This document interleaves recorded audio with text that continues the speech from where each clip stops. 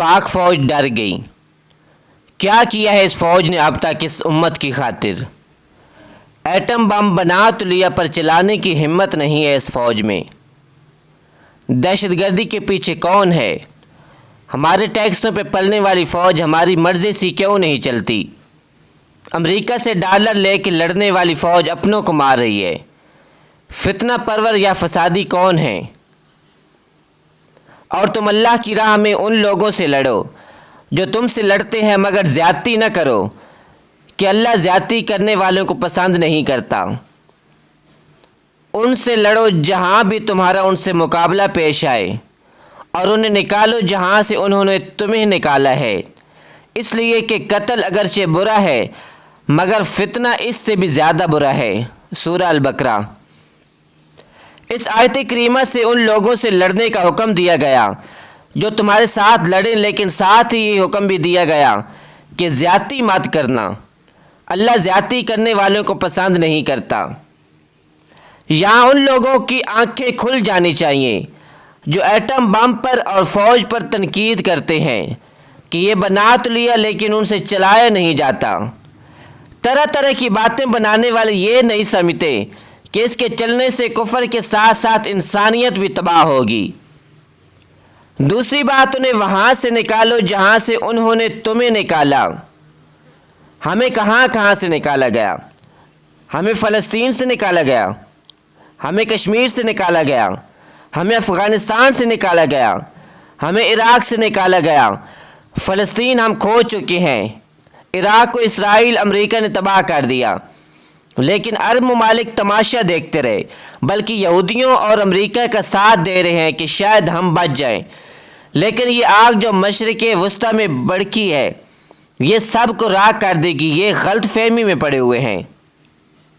اب آتے ہیں افغانستان کی طرف، جہاں ایک دفعہ روس حملہ آور ہوا تو پاکستان نے افغانستان کا ساتھ اعلان دیا اور انہیں وہاں سے نکالا جہاں سے انہوں نے ہمیں نکالنے کی کوشش کی، جس کی وجہ سے آج بھی جنرل ضیاء الحق پر تنقید کی جاتی ہے۔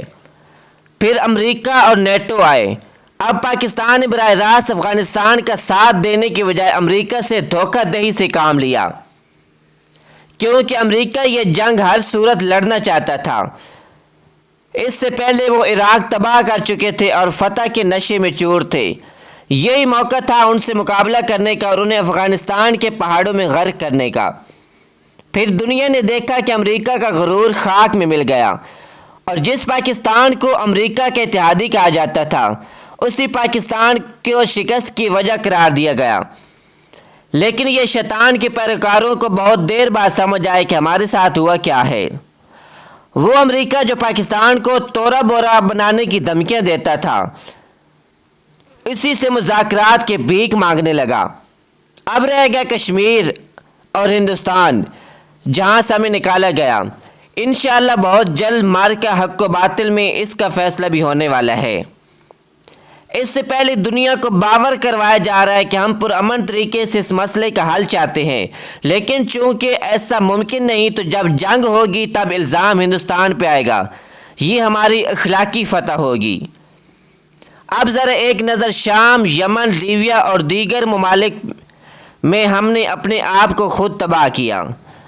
کفر کے کہنے پر وہاں کافر براہ راست حملہ آور نہیں ہوا تھا، لیکن وہاں فتنہ پھیلانے والے موجود تھے جو عوام کو حکومت وقت اور افواج کے خلاف جھوٹے پراپیگنڈے کر کے اکسانے اور ہتھیار اٹھوانے میں کامیاب رہے۔ پھر مسلم دنیا نے تباہی کا نہ ختم ہونے والا سلسلہ دیکھا۔ یہ فسادی اور فتنہ پرور لوگ اس امت کی تباہی کا سبب بنے۔ وہ امت جسے ظلم کو مٹانا تھا خود ظلم کا شکار ہو گئی۔ آج پاکستان میں ان فسادیوں کی بھرمار ہے۔ کچھ عرصہ پہلے ٹی ٹی پی کی شکل میں بھی ایک بہت بڑا فتنہ اٹھا، پر اللہ نے ہمیں اس پر قابو پانے میں مدد دی۔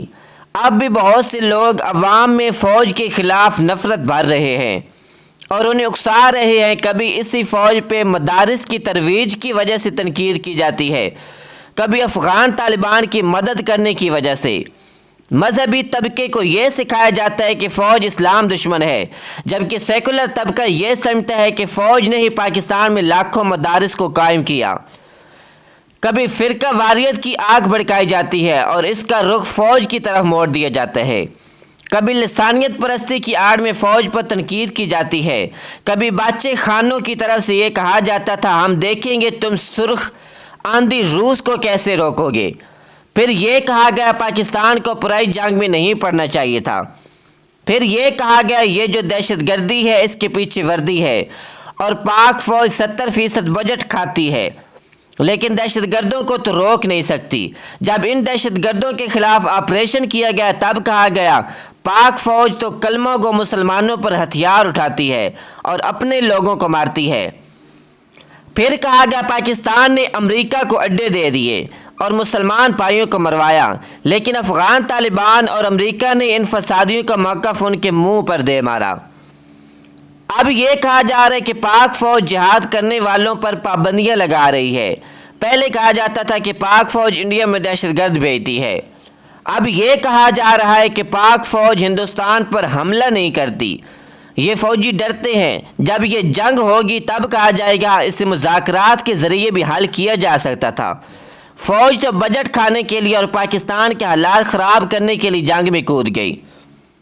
نتیجہ یہ ہے کہ ہر کسی کا نشانہ پاک فوج ہے، چاہے کوئی لبرل یا سیکولر ہو یا انجان مذہبی طبقہ، ملک لوٹنے والا سیاستدان ہو یا ضمیر بیچنے والا صحافی، ہر کسی کی تنقید اسی ادارے پر ہے جو ہر وقت اسرائیل، امریکہ، انڈیا اور یورپ کے خلاف ایک نہ نظر آنے والی جنگ لڑ رہا ہے، جس کے جوان ہر وقت شہید ہو رہے ہیں، جس کی ہزاروں جوان گمنامی کی موت کو گلے لگاتے ہیں، لیکن اس ملک کو ملت پر آنچ نہیں آنے دیتے۔